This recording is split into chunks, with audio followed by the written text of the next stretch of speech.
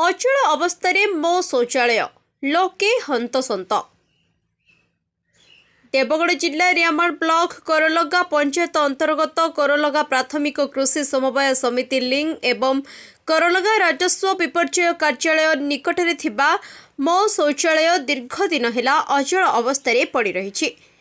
फलरे एही अंचल को विभिन्न काम आसुथिबा साधारण लोक विशेषकर महिला माने शौचालय व्यवहार करिबारे बहु समस्यार सम्मुखीन हेउछन्ति।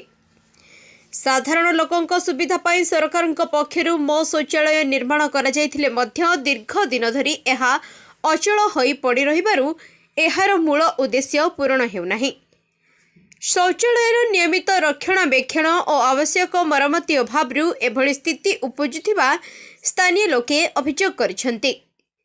एने संपृक्त विभाग और प्रशासन तुरंत हस्तक्षेप करी शौचालयटीर मरम्मती करी पुनः कार्यक्षम करने को स्थानीय लोके दाबी करिसेंति। Bureau report prime TV Odisha.